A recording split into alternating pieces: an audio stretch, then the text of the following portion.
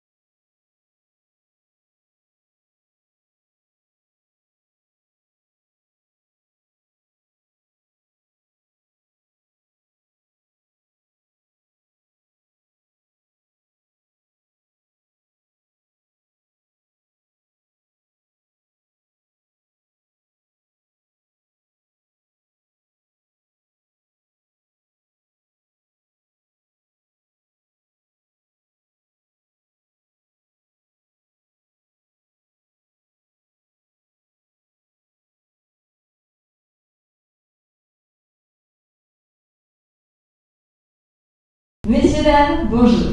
Bonjour. Comment allez-vous ce matin? Super. Content d'être là? Très content. Très content. C'est une grosse semaine. C'était toujours plaisir de voir le fruit de nos efforts. J'imagine le fruit de votre dur labeur. Norbert, c'est vrai que Mixa a fait son tout premier événement ici, il y a 10 ans, dans cette même salle, dans ce bel hôtel. Alors, ça vous fait quoi d'être de retour ici? Que d'émotions. Mais déjà, beaucoup d'émotions, surtout que je revois aussi quelques partenaires qui nous ont accompagnés lors du dernier lancement, ils sont toujours là. C'est la preuve aussi qu'aujourd'hui, avec Mixa, nous avons pu lancer une belle gamme et nous offrons aujourd'hui une gamme, allons dire, qui sera adaptée aux problématiques de peau. Et c'est bien sûr une fierté aussi, parce que c'est vrai qu'après 10 ans, être toujours là pour les consommateurs mauriciens, ça fait quand même plaisir et chaud au cœur. Et je remercie aussi mon équipe qui nous a accompagnés pendant ces belles années. Je suis sûr aussi que Mixa Expert Peau Sensible saura être à la hauteur et aux expériences des consommateurs mauriciens. Une fierté qui se comprend, on comprend bien votre émotion aujourd'hui, et c'est vrai que vous gardez de très bons souvenirs de cet événement. Je suis sûre que nous allons en créer de beaux souvenirs, d'autres souvenirs encore plus merveilleux aujourd'hui lors de cet événement. N'êtes-vous pas d'accord, cher public? Voilà. Merci.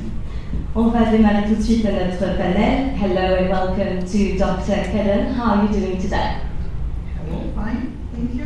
Just for a bit of background to public today, you're an internationally renowned expert in the field of skin health. You're originally from Russia. You received actually rigorous medical training from uni there before specializing in cosmetology. That was 3 years ago. And you also opened 2 private salons in Mauritius. And not to forget that you have a lot of following and followers on social media, especially on TikTok. I found that quite impressive, an impressive career path as well. So could you tell us a little bit more about your professional journey, maybe something like a key element that you'd like to point out to our audience today? Yes, somewhat. I have been always interested in cosmetology. The joy it brings me to explain to my customers how to take care of the skin is fulfilling. However, we have to keep in mind updates in modern cosmetology. So I follow all new releases, I follow modern cosmetologists, I take online courses to bring. Yes, tell us. To you stick close to the updates, let's get updated about the become a better version of myself, to bring a best treatment to my clients. Okay, yeah, the best of both worlds, like the modern one, but also from the traditional one as well. Yeah. And that's the best mix, I would like to say. As I mentioned before, you're an experienced expert and you'll be able to enlighten us and enlighten our audience today about sensitive skin and its various manifestations. Could you, to start, provide a simple definition of sensitive skin? The definition of sensitive skin refers to a type of the skin prone to increased irritability and unpredictable reaction to the everyday agents, what normal skin will not provoke, will not do. Okay, it's different, but what will it actually, yeah. So it will be, it will get such an side effect like itching, irritated skin, dryness, burning sensation by daily care. So the reason of sensitive skin can be different. It can be hormonal, it can be environmental, it can be genetical.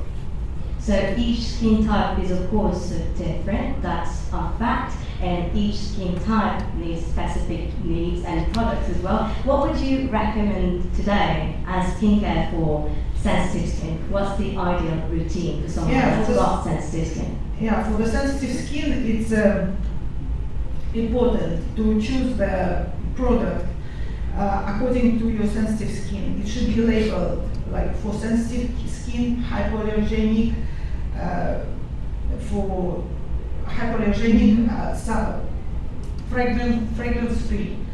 It should be, when you use new product, you should do a patch test, like you take in new product, apply on your skin locally, like on a spot, and you wait for reaction. You see how your skin will react. So you should use a proper skin wash. Wash your face gently.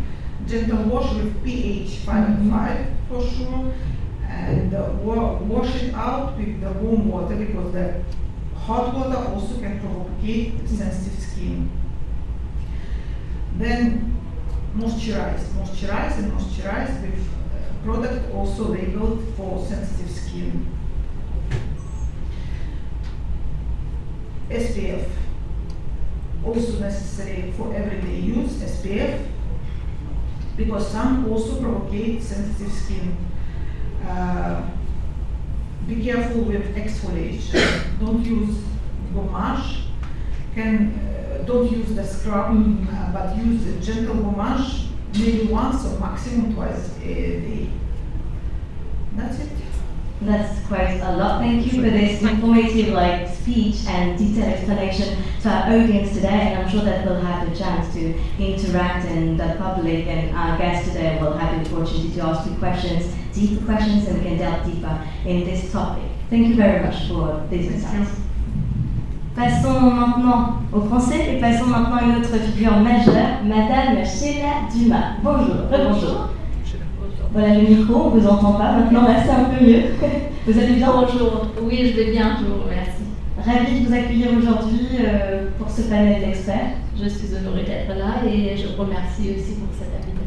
Alors, Madame Dumas, avec plus de 20 ans d'expertise pointue en soins corporels, normes de services et de formation, vous êtes une véritable référence dans l'industrie cosmétique, formatrice internationale réputée. Vous avez occupé des postes clés dans des enseignes prestigieuses, un riche parcours sans doute qui fait de vous une experte des soins esthétiques et du leadership. Alors, comment percevez-vous justement cette évolution depuis vos débuts jusqu'à aujourd'hui? Dites-nous tout. Alors oui, effectivement, j'ai fait un parcours sur de nombreuses années. Je suis ravie, je suis fière d'en être là aujourd'hui parce que effectivement, quand on quitte l'école, très jeune après le bac, on va dire, on va choisir notre carrière. Et c'est là où on se pose des questions sur notre orientation professionnelle. Complètement. Et de là, on teste aussi, de voir un petit peu ce qu'on veut faire, et sachant que si on veut travailler, on veut aller au travail sans aller au travail, c'est de faire quelque chose qu'on aime, bien évidemment. Et pour moi, je trouve la passion, j'ai trouvé la passion dans l'esthétique. J'ai commencé en bas de l'échelle, donc vraiment en tant qu'esthéticienne. Ensuite, j'ai eu la chance de pouvoir partir en France avant mes 30 ans. De là, j'ai eu beaucoup d'opportunités aussi, et de pouvoir rencontrer des belles personnes, des personnes aussi qui m'ont aiguillée dans ce que je veux faire, et des portes qui se sont ouvertes à ce moment-là pour vraiment trouver à ce que là où je veux aller avec l'esthétique. Parce qu'effectivement, de faire que des soins toute la journée, c'était pas mon rêve, c'était pas le but que je m'étais fixé. Effectivement. Oui, effectivement, j'ai fait tout ce qui est thérapeute, enfin en cabine, formatrice interne, formatrice à l'international et la direction de certains spas d'hôtels. Et voilà, chaque décennie, j'ai changé jusqu'à la dernière décennie qui m'a amenée à revenir à Maurice. Ça fait 1 an que je suis là et depuis 5 mois que j'ai ouvert mon entreprise. Et est-ce que vous êtes contente d'être là? Mais je suis ravie parce que c'est de pouvoir aussi partager mon expertise et aussi de pouvoir travailler. Je veux dire, pourquoi j'ai travaillé dans le monde entier, pourquoi ne pas pouvoir travailler chez moi? Donc c'est un honneur d'être ici. En tout cas, bravo à vous. Merci. Un parcours riche et c'est vrai qu'on sent là les paroles d'une vraie passionnée. J'ai hâte de voir ce que vous allez nous proposer dans un futur proche et de voir ce qui va suivre, n'est-ce pas, Lambert? Ah oui, tout à fait. Dans votre pratique, justement, Madame Dumas, quels sont les déclencheurs les plus courants qui conduisent à la sensibilité de la peau? Je pense notamment là tout de suite aux facteurs sans doute environnementaux ou alors aux allergènes et au choix de mode de vie. Éclairez-nous là-dessus. Alors les facteurs qui peuvent déclencher une sensibilité de la peau, je le perçois plus souvent sur la barrière cutanée de la peau. Donc à chaque fois que quelqu'un rentre et qu'on fait une analyse, un diagnostic de peau, on peut apercevoir soit c'est un manque de gras ou un manque d'eau, qui peuvent aussi être dus à une mauvaise routine, à un nettoyage excessif, etc. Mais en même temps, c'est le climat, donc on ne traite pas sa peau en été comme on la traite de la même façon comme on la traite en hiver. On a aussi le mode de vie, de vivre dans un environnement polluant, en vivant en ville, on développe aussi la problématique de l'allergie à la pollution.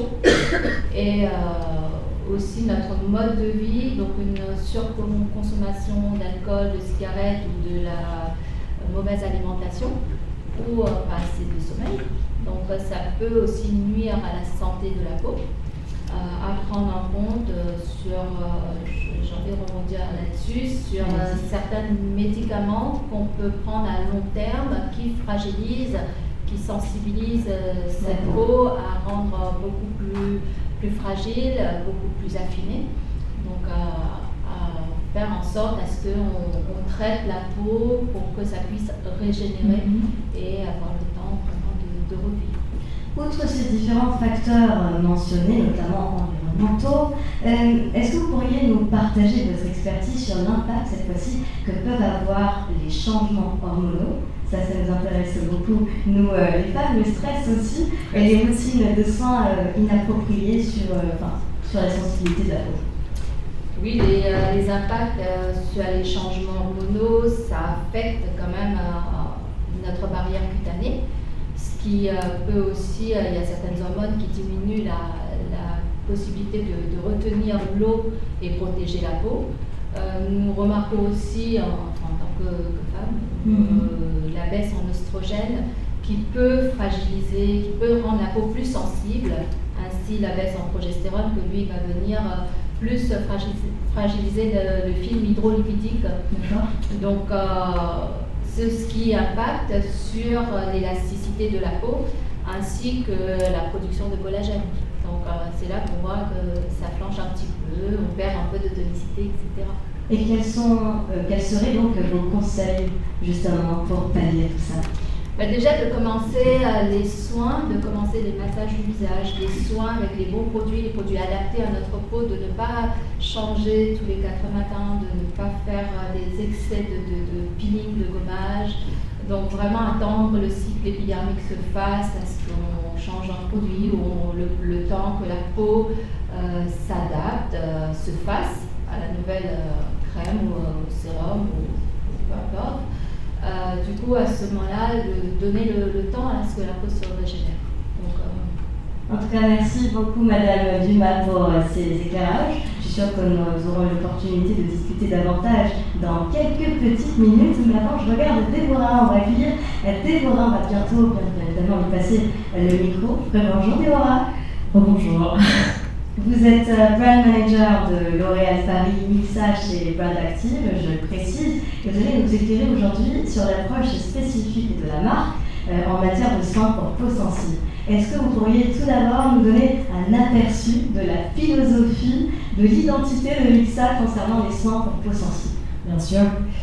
Tout d'abord, je vais commencer par l'histoire de Mixa. Il faut savoir que la marque est centenaire. Donc, elle a été créée par un médecin en pharmacie en 1924 qui a juste mélangé une simple poudre avec une crème hydratante pour lutter contre les rougeurs. Et depuis une centaine d'années, en fait, Mixa accompagne les hommes et les femmes dans le quête d'avoir une peau plus saine et plus équilibrée. Et en utilisant des ingrédients de qualité et aussi en évitant des produits qui peuvent être irritants pour la peau. Donc pour rebondir sur ce que Sheila Dubois vient de mentionner dans la discussion plus tôt, notre peau elle est constamment exposée à la pollution maintenant, exposition au soleil, etc. Donc elle est souvent irritée. Donc aujourd'hui, Mixa vient avec une offre puissante, avec des ingrédients clés tels que le panthénol, que vous verrez sur le tas, vous avez les 3 gammes. Donc le panthénol, Cica Réparation et Céramide. Donc ils vont vraiment ramener cette hydratation complète à la peau, venir lisser également avec l'ingrédient urée et le panthénol pour vraiment apaiser la peau et tout ce qui est irritation. Voilà. Et c'est vrai que là, vous nous avez vraiment plongé au cœur de l'identité même de la marque Mixa. Merci pour cela. On était carrément au cœur de la fondation de Mixa. Outre la philosophie, Déborah, quelle est la science justement qui se cache derrière les ingrédients clés de Mixa et surtout de leur compatibilité avec les peaux les plus sensibles? Alors, très bonne question, Méline. Il faut savoir que dans l'ADN de L'Oréal, c'est la science. Okay. On retrouve la science. Et aujourd'hui, Mixa vient se différencier par rapport aux autres gammes présentes en GMS ou des crèmes hydratantes. C'est une gamme spécifique avec des ingrédients comme je l'ai mentionné plus tôt, pour venir vraiment adresser les différentes problématiques de peau sensible. Dans ces ingrédients, on retrouve le panthénol. Donc, je vais vous donner un descriptif. Par exemple, le panthénol, ça a des dérives de vitamine D5 qui ont des propriétés apaisantes pour la peau. Et cette gamme, elle est idéale pour toute la famille, donc du bébé à l'adulte. Donc tout le monde peut l'utiliser. Ensuite, nous avons les céramides, donc un autre ingrédient clé de la gamme. Donc ça, c'est des acides gras qui sont naturellement présents dans la peau pour vraiment hydrater et protéger également. Donc ça va vraiment jouer un rôle de bouclier protecteur pour la peau. Et là, vous retrouvez environ 6% en termes de céramides dans notre crème, qui va vraiment hydrater votre peau et la protéger pour une longue durée. Et enfin, notre dernier et notre produit star, c'est Cica Réparation. Donc pour moi, c'est le winning formula parce que c'est un 3 en 1. Donc ça vient hydrater en profondeur, ça vient réparer votre peau et ça vient lisser. Pourquoi? Parce que l'urée, elle a des propriétés lissantes et réparatrices. Donc vraiment, si vous utilisez cette crème, les dames surtout, je vous conseille l'urée, Cica Réparation, c'est une pépite. Voilà les arguments de taille de cette nouvelle gamme Mixa, une gamme intergénérationnelle en somme, qui plaira à la fois aux petits comme aux grands, n'est-ce pas? Exactement, et moi je suis convaincue que vous allez être séduits par cette gamme Mixa, parce que moi je l'ai essayée, elle est parfaite. Je testerai dans un futur proche et vous aussi, vous aurez donc l'occasion de le faire dans quelques instants, juste après ce panel. Encore quelques questions supplémentaires pour nos panélistes, bien évidemment. Quels sont là, je m'adresse à vous tous, libre de répondre à tout un chacun. Alors, quels sont les principaux pièges à éviter dans les routines de soins pour ne pas exacerber la sensibilité de la peau? Est-ce que vous avez des conseils spécifiques à donner au public aujourd'hui par rapport à ça? Sans doute, Madame Dumas? Les principaux pièges à éviter, je dirais, pour ne pas sensibiliser la peau davantage, c'est le décapage. Quand je parle de décapage, c'est pas le seul, hein, c'est vraiment l'exfoliation tous les 2 jours, les 3 jours en excès avec des produits abrasifs. L'utilisation de l'eau chaude, comme avait dit Diane tout à l'heure, on peut utiliser de l'eau froide, de l'eau tiède, mais l'eau chaude, et aussi l'exposition au soleil sans protection, donc à faire très attention. Je rajouterais aussi de mauvaises manières de se démaquiller, parce que de se démaquiller avec quelque chose qui n'est pas adapté à la peau peut en causer, ou il y en a qui ne se démaquillent pas. Même si on ne se maquille. Bien se démaquiller, alors dites-nous. Même si on ne se maquille pas, comment bien se démaquiller? On a tous un lait ou voire un eau micellaire, voilà, ou quelque chose de doux. Tout dépend de notre type de peau. Je parle beaucoup de l'instant de peau parce que l'instant de peau, c'est vraiment, ça varie avec la chronobiologie de chacun, de notre routine. Et justement, vu que vous parlez des différents types de peau, comment évaluez-vous la tolérance cutanée et l'innocuité d'une nouvelle formule avant de la recommander sans doute à des peaux sensibles ou à vos patients? Bien évidemment, il faut peut-être voir en premier ce que utilise la cliente, la personne. Si elle a le temps, se consacrer à sa routine de soins, parce que c'est très important quand même en 24 heures qu'on s'accorde 10 minutes, que ce soit le matin ou le soir, à se donner cette possibilité à pouvoir se nettoyer le visage comme il faut, ou même le décolleté, le cou. Du coup, c'est donner cette opportunité de pouvoir utiliser les bons produits, que ça soit Mixa et Expert Peau Sensible. Je pense Expert Peau Sensible va quand même à tout type de peau, comme on en a parlé. Donc, bien évidemment, c'est pas un risque. On va pas prendre un risque de dire bah, c'est quelque chose qui va pas aller à ma peau aujourd'hui parce que j'ai plus de 40 ans, plus de 50 ans, ou j'ai 17 ans, j'ai beaucoup d'acné, ou j'ai un problème avec des problèmes comme la couperose, etc.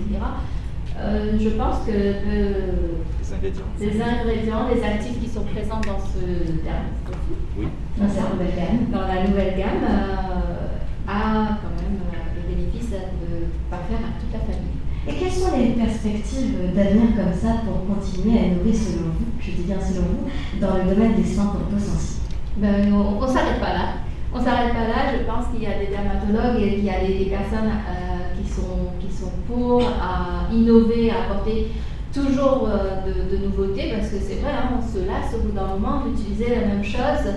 Il ne faut pas non plus se lasser trop souvent parce qu'il faut donner le temps à la peau à comprendre les informations qu'on le donne et à se bien assimiler. Exactement. Donc attendre bien les cycles épidermiques, comme j'avais dit précédemment, que la peau se fasse à un produit, d'attendre les résultats, de ne pas être trop impatient de vouloir voir les résultats immédiatement. On voit sur certaines choses, on voit immédiatement, et d'autres où il faut avoir un peu plus de temps. Et encore une fois, la patience, eh bien, c'est la clé de tout. Exactement. Avant de poursuivre notre programme des réactions, sans doute.